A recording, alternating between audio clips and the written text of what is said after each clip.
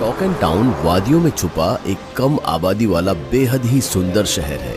आम दिनों के मुकाबले आज शहर में काफी हलचल भी है, क्योंकि सभी साल की सबसे लंबी रात की तैयारी में लगे हुए हैं। क्रिसमस ईव की रात, जिसके इंतजार में न सिर्फ ईसाई बल्कि गैर ईसाई भी रातें गिनते हैं ताकि उस रात जमकर पार्टी कर सके। पर फ्रेडी ईसाई होकर भी आज के दिन मायूस बैठा था, क्योंकि जो माँ हर क्रिसमस पर उसे सरप्राइज देती थी वो अब इस दुनिया में नहीं रही। और तो और उसके पापा तो उससे बिल्कुल भी प्यार नहीं करते थे, बस हर बात पर फ्रेडी को नीचा दिखाते थे। ऊपर से उसका कोई दोस्त भी नहीं था जो उसे पसंद करे। फ्रेडी पार्टी के लिए रेडी होकर अपने घर के बाहर की सीढ़ियों पर बैठा था और घर के अंदर उसके पापा टीवी देखते हुए शराब पी रहे थे और फ्रेडी से कहते हैं, अबे ओ कलूटे, इतना भी तैयार हो जा, पर तुझे कोई नहीं बुलाने वाला पार्टी में।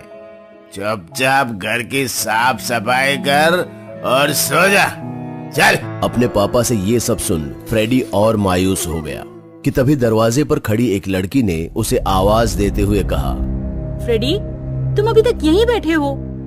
चलो, प्रेम के घर पार्टी है ना। वो लड़की फ्रेडी से उम्र में काफी बड़ी लग रही थी, जिसकी आवाज सुन फ्रेडी तुरंत ही दरवाजे पर पहुंच उस लड़की से बात करने लगा। पर उसने तो मुझे नहीं बुलाया ना। अरे उसने तो पूरी क्लास को इनवाइट किया है और तुम भी तो उसी क्लास में हो, इसीलिए चलो। पर मेरा वहाँ जाना किसी को अच्छा नहीं लगेगा करिश्मा। करिश्मा की बात सुन फ्रेडी उसके साथ चल दिया। दोनों प्रेम के बंगले पर थे, जहाँ क्रिसमस ईव की पार्टी चल रही थी। करिश्मा फ्रेडी को दोस्तों के बीच में छोड़ प्रेम के कमरे की तरफ चली जाती है।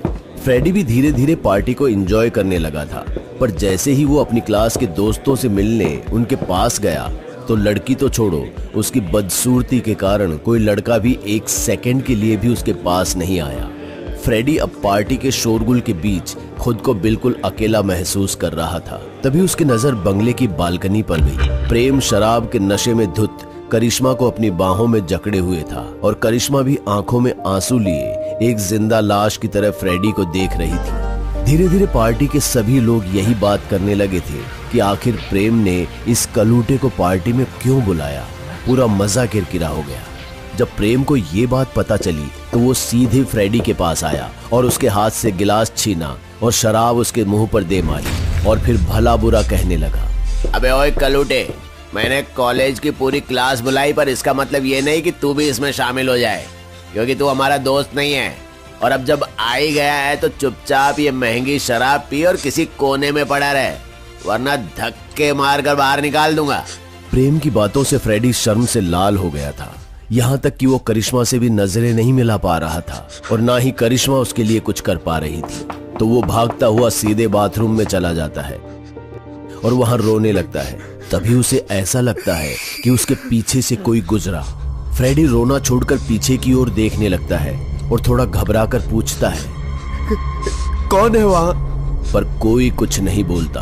तभी फ्रेडी वहां की लाइट का स्विच ऑन करता है, जो जलता नहीं बल्कि थरथराने लगता है। तभी उस अंधेरे से एक सेंटा बाहर निकलता है। अरे भाई, जोर की प्रेशर आई थी और तुम पूछने लगे कि कौन है। फ्रेडी ने देखा कि ये वही सेंटा है जिसके साथ अंदर सब प्यार से बातें कर रहे थे और सेल्फी ले रहे थे। तुम कितने लकी हो ना कि तुमसे सब प्यार करते हैं। अरे मुझसे नहीं दोस्त, मेरे इस मुखौटे से। बाकी आजकल तो बिना फिल्टर के लोग खुद को भी पसंद नहीं करते, इसलिए वो बनो जो तुम्हें हिम्मत दे और वो करो जो तुम्हें खुशी दे। मास्क हटाते ही फ्रेडी को सेंटा का चेहरा दिखता है, जो उससे भी ज्यादा गंदा था। फिर भी लोग उससे प्यार से बातें कर रहे थे क्योंकि उसने नकाब पहना था। अपनी बात कहे वो सेंटा वहां से चला जाता है। फिर फ्रेडी भी करिश्मा को ढूंढते हुए प्रेम के कमरे की तरफ बढ़ता है, पर वहां जो नजारा वो देखता है वो देखता ही रह जाता है। उसके बाद वो शर्म से आंखें फेर लेता है और वहां से भागता हुआ बंगले के बाहर चला जाता है और वहां बेतहाशा एक पोल पर मुट्ठी बांधकर मारने लगता है ताकि अपना गुस्सा शांत कर सके। पर उसे चैन नहीं मिलता, इसलिए वो वहां से सीधा अपने शहर के रेड लाइट एरिया में पहुंच जाता है, क्योंकि उसे ऐसा लगता है कि अगर वो भी वही सब कुछ कर लेगा तो उसका गुस्सा शांत हो जाएगा। पर वहां पहुंचकर भी उसे अपनी सूरत की वजह से बेइज्जती का सामना करना पड़ता है। सुन बे कलूटे, तू पैसा दे रहे है ना, इसके वास्ते अपन तेरे को अंदर लेके जा रहे लाए, पर अपुन को नहीं लगता कि कोई लड़की लोग तेरे को इधर भाव देंगी। इतना कहते हुए वो उसे अंदर ले जाता है, पर सभी लड़कियां कोई ना कोई बहाना बनाकर मना कर देती है और सबसे आखिर में एक उससे कहती है, राम जाने कौन सी बीमारी के कारण इसकी हालत हुई है। कहीं इसके साथ किया तो मेरी ब्यूटी को ना कुछ हो जाए, मेरा तो सारा धंधा ही चौपट हो जाएगा। चल चल निकल। जब फ्रेडी को एक कोठे वाली औरत ने भी नकार दिया तो वो बिल्कुल टूट जाता है, लेकिन अचानक उसके टूटे हुए दिल ने मानो किसी हैवान का रूप ले लिया था। उसने उस औरत के बालों को पकड़ा और एक तमाचा जड़ दिया। रुपए पर बिकने वाली नीच, अब तू भी मुझे ताने देगी? तेरी तो मैं। इससे पहले कि फ्रेडी कुछ और करता, कुछ दलाल मुस्टंडे वहां पहुंच गए और उसे धक्का मारते हुए ना सिर्फ कोठे से बल्कि अपने एरिया से बाहर निकाल दिया। फ्रेडी गुस्से के मारे अपने दोनों हाथों को जमीन पर पटकने लगा। तभी उसने नजर उठाई तो सामने करिश्मा खड़ी थी, जिसने फ्रेडी को धिक्कार भरी नजरों से देखा और फिर वापस जाते हुए सड़क के अंधेरे में कहीं खो गई। फ्रेडी समझ गया कि शायद करिश्मा ने उसे उस लड़की के साथ नीच हरकत करते हुए देख लिया। करिश्मा को इस तरह जाता देख फ्रेडी और टूट गया और वहीं सुनसान सड़क पर खुद को सिकोड़ता हुआ रोने लगा और फिर उठकर उसी अंधेरे की तरफ बढ़ गया जहां करिश्मा गई थी। वहीं दूसरी तरफ वो धंधे वाली लड़की कोठे से निकल ही रही होती है कि तभी उसका दलाल उसे रोकता है। क्यों मेरी जान, एक किच थप्पड़ में घर की ओर निकल रही क्या है? नहीं रे, ये थप्पड़ तो इस धंधे में आने के साथ मेरी किस्मत बन गई है। अब इससे डर के क्या भागना। बाकी क्रिसमस है ना, और माँ भी बीमार है, इसीलिए जल्दी जा रही। क्या पता ये क्रिसमस उनके साथ आखिरी हो। अरे नहीं मेरे गिरे तेरी माँ, तू जा चल। लेकिन कल टाइम पे आ। वो लड़की मुस्कुराते हुए वहां से निकल जाती है। क्रिसमस ईव की वजह से वहां कोई ऑटो वाला भी नहीं था, तो वो पैदल ही आगे निकल जाती है। अपने चमचमाते मोहल्ले की चकाचौंध से निकल अब वो सड़क के गुमसुम अंधेरे में जा चुकी थी, क्योंकि सड़क पर एक भी लैंप पोस्ट नहीं जल रहा था। उसे इस सुनसान अंधेरे में काफी घबराहट हो रही थी, फिर भी वो बिना रुके आगे बढ़ती चली जा रही थी।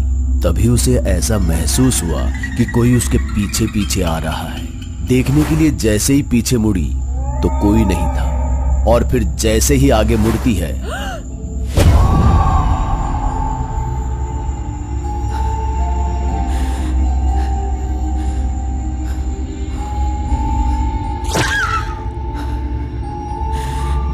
मुझे लगता है कि किसी को जज करने में कुछ नहीं रखा है, लेकिन तुम्हें लगता है कि तुम खूबसूरत हो, तो क्यों ना ये फैसला जनता करे।